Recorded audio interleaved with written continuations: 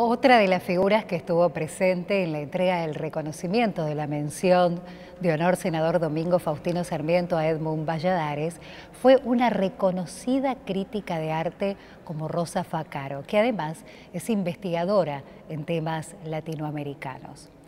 Yo les hablé de viajero y ella lo llamó caminador. Compartamos sus palabras.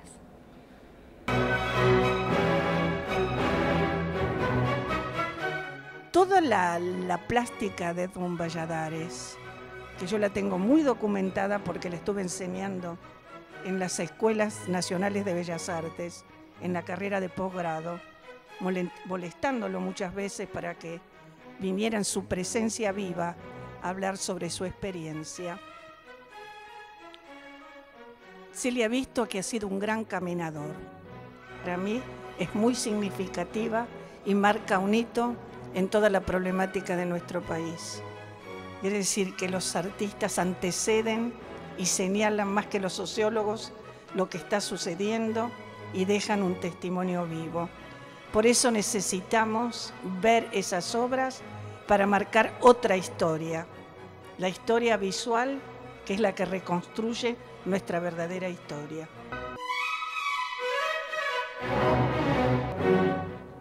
Rosa Facaro, gran conocedora por sus investigaciones de Latinoamérica. Me gustaría que nos cuentes en primera persona cómo fue tu cotidianeidad con los pueblos latinoamericanos. ¿Has convivido con tribus indígenas? ¿Han sido tus modelos vivos? ¿Has encontrado técnicas? ¿Has descubierto materiales? ¿Cómo fue esa convivencia? La convivencia fue, como te contaba hoy ya, tratar de investigar en dónde estaban los primeros pasos del hombre en Latinoamérica, que son las tribus, que se ha dado siempre más que nada en la selva, y cuando ya entramos más a Mesoamérica, ahí entran los hechos increíbles del arte, que se habían hecho antes de lo que fue el arte desarrollado occidental. Fueron descubrimientos muy opuestos continuamente. Tal vez sea mejor algún relato más vivo de lo que me tocó. Yo tenía ahí, en el caso que estaba en Caracas, tenía los morros alrededor, las charnecas, y tenía un asistente, un chico joven que era de la charneca. Y sabía que es lo que yo buscaba. Entonces un día me dice, maestro, mire, vamos a ir a la charneca tal, yo sabía dónde era, y si quiere llevamos el equipo de filmación de la orden, porque hay algo que le va a interesar. Yo me dejaba llevar por él porque él era un tipo muy joven y muy sabio. Subimos por el morro y vemos únicamente velas al subir por el morro. Íbamos con la cámara y encontramos en el frente de lo que sería un rancho una gran colectividad afro e indígena, mezclados. Sí. Para llegar a ese lugar era 1 hora y pico caminando. O sea que esa gente tampoco había bajado mucho a Venezuela, a Caracas. Estaba en los morros. Y cuando estamos frente a esa especie de una multitud silenciosa, callada, compungida, vemos una olla como lo veíamos en los dibujos animados, con fuego abajo, y estaban hirviendo a una criatura. Es patético, pero es una costumbre. La criatura había muerto y eso santificaba en el ritual a la gente. Era una forma de velatorio, ¿no? Ahí me quedé pegado una semana. Y a pesar de que me tocó estar en 5 estrellas por los festivales de cine, que fui a varios, he sido jurado en varios festivales también, que yo nunca tuve un 5 estrellas mejor humano que ese. Porque esa semana de consuelo de esa criatura que había muerto de hambre en realidad. era la conversación. Había una veneración y ahí ya estaba mezclado lo que sería estos lugares del Morro, en donde uno encuentra indígenas, uno encuentra gente desplazada de la ciudad, ¿no es cierto? Blanquitos, como dicen ellos, o moyú, extranjeros también. Sí. El moyú es el extranjero, el que es rubio ahí adentro, y sobre todo mucha gente afro, que es lo que nosotros no alcanzamos todavía de aceptar. América Latina tiene un componente afro tan grande que llegó hasta acá, hasta Uruguay, hasta Argentina, en el candombe, en el tango está el afro. Y la cultura afro es tan rica que pertenece hoy a la latinoamericano, ¿no es cierto? Y ahí fue otro descubrimiento, porque para mí no existían afro, para mis amigos tampoco, los capitalinos y aún los que viajábamos, ¿no es cierto? Esa emoción y ese cariño, que esa gente llorando y me abrazaba para que no llorara. ¿Lo consolaban? Me consolaban. Por el hecho de haber llegado ahí, ¿no? Dice, uy, moyú, qué lástima, eso que no soy rubio. Fue la cosa más hermosa que me pasó en mi vida, a pesar de algo tan trágico, ¿no? ¿Y cómo se plasma eso en el lienzo? Yo lo fui utilizando, en el caso mío, primero a través del cine. Es como decíamos hoy, el cine son secuencias, pero cuando lo empezás a cortar en pedacitos son fotos, ¿no? Hay que tener una idea clara del sentimiento que querés para que esa foto te haga sentir lo que estás viendo. Esto es lo difícil del cine. Y en esto colabora el plástico. El plástico, cuando está formado, un plástico que sale del arte, tiene un desarrollo de la percepción que es obvio que va a transmitir más rápidamente con una imagen muchas cosas que en literatura no se puede. Quiero comentarles que mi primer acercamiento, o mi acercamiento primero, porque después cuando uno lo conoce empieza a investigarlo, fue definitivamente con sus cuadros, con su obra pictórica. Y a mí me llamó muchísimo la atención no solo el tamaño de los ojos, de todos los cuadros, sino de que una misma obra podía tener más de un par de ojos, y a veces hasta ojos en cantidades impares, y a veces con formas y con técnicas y con materiales diferentes a aquellos que predominaban en la obra o que debían estar centrados física, fisionómicamente en la figura. Y empecé a analizar que todo podía tener diferentes miradas, distintos puntos de vista. Edmund Valladares nos está mostrando un cuadro tétrico, tristísimo. Nos habló de una muerte de un niño por desnutrición, nos habló de la mística, nos habló de la belleza, que nosotros en medio del estupor la entrecomillaríamos, y él me lo dijo no con una sonrisa, pero sí como si eso le rememorase buenos momentos. ¿Cuántas miradas tiene Edmund Valladares o cuál es la mirada que nos invita al resto de los mortales a tener? La perspectiva primaria de todos nosotros, creo, y no me tomes como que soy un erudito, te digo lo que es, mi sensibilidad te dicta, nada más.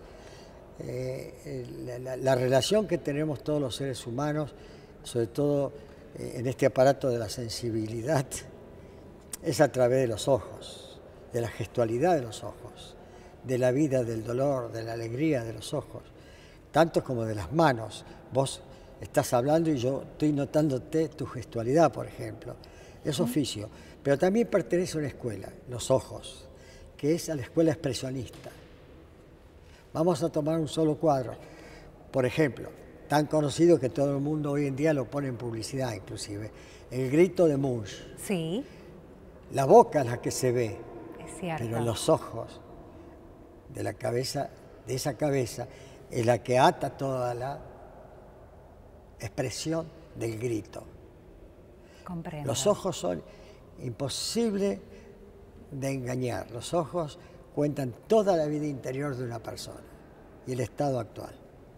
Y eso es una escuela llamada expresionista, que por lo general utiliza este elemento vital de los ojos. Él nos dijo que es un apasionado y alguien que lo conoce mucho, pero mucho, como Jacob Owens, se animó a decirnos que cuando hay pasión no hay reglas.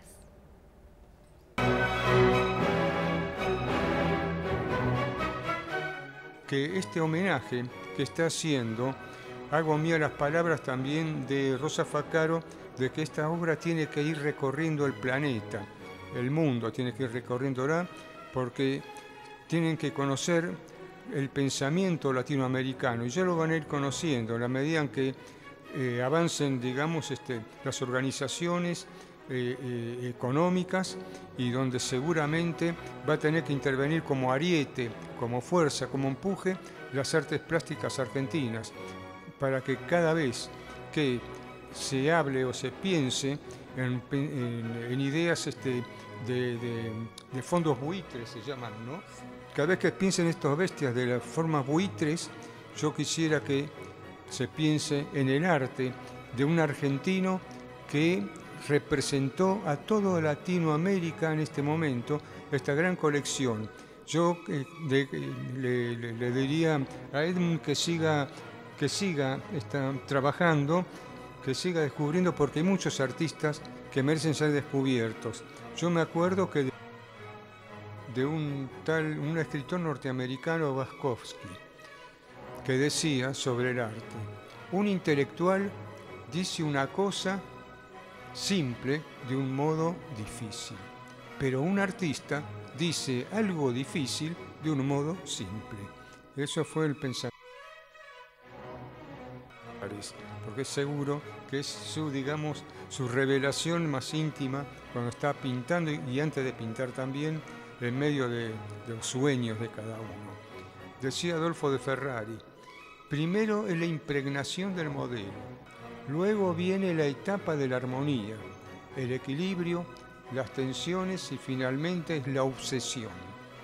En este periodo, que es el de la entrega total, uno se olvida de las reglas y descarga toda su fuerza espiritual. Fíjense en qué bien relatada que está la obra de Valladares a través de las palabras de un Adolfo de Ferrari, ¿no?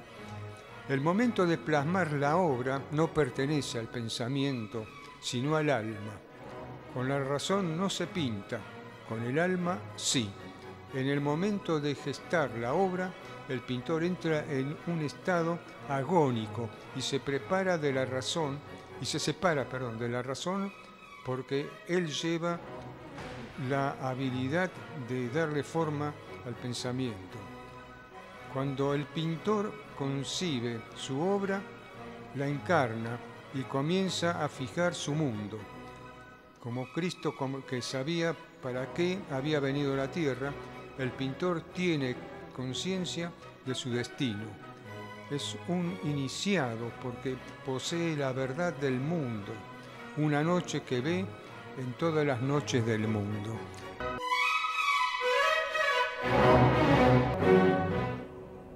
Jaco decía: con la razón no se pinta, con el alma sí. Y Edmund Valladares es un alma viajera que ha dedicado toda su vida, lo sigue haciendo, aunque él ya se dijo, está más asentado, padre, abuelo, amigo, maestro. Pero la inmigración, en síntesis, sigue siendo un tema prioritario y casi lineal en tu vida. Claro. Mi obra siempre está referida al fenómeno de la migración. Eso explica las inquietudes tuyas del comienzo, de idas, vueltas, ya desde chico. Nosotros hicimos un trabajo que no es importante cinematográficamente, pero se ha convertido en un clásico, que se llama Nosotros Monos, un film que es sobre la historia del boxeo, cómo se arma, y que el componente son todas gentes del interior, chicos del interior.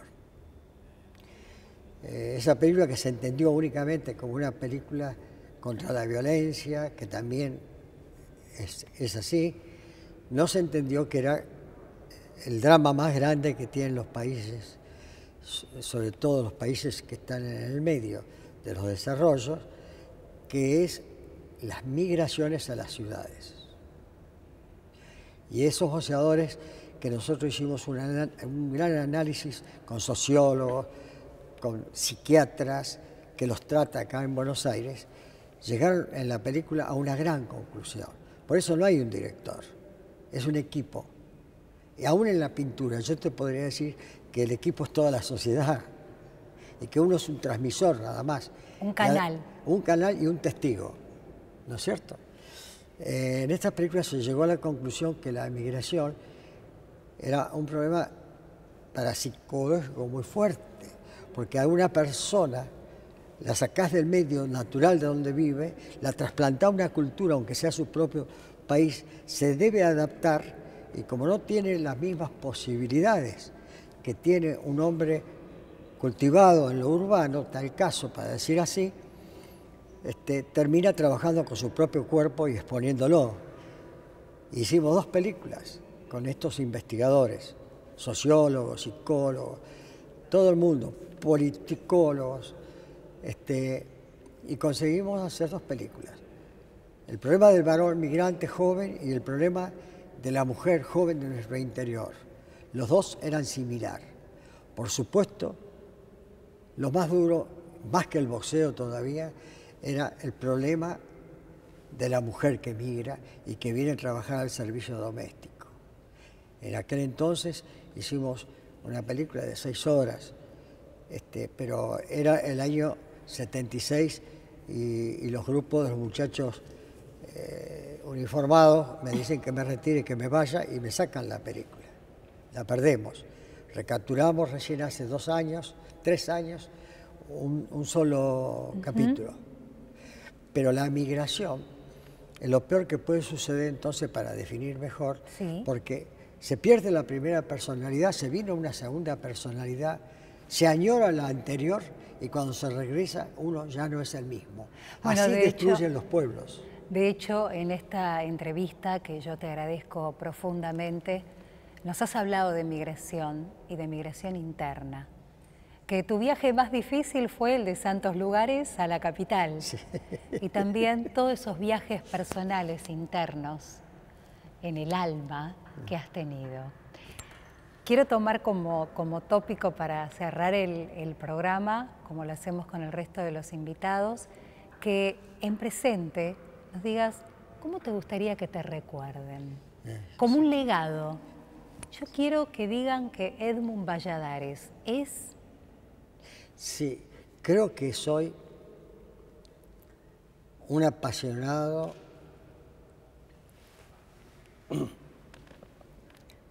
artesano de nuestra cultura latinoamericana, a la que me dediqué consciente o inconscientemente, pero sí consciente ideológicamente en lo que estaba haciendo. Te voy a proponer un brindis.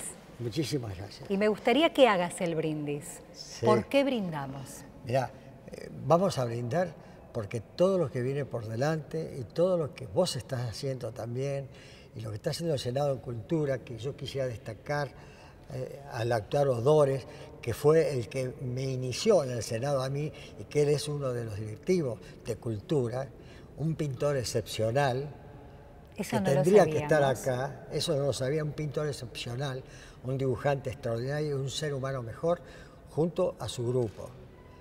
Por él, por nosotros y por el futuro de nuestro país. Muchísimas gracias, Edmund, Gracias, querida. por haber venido. Muy amable. Una alegría que este Salón Azul te vuelva a cobijar.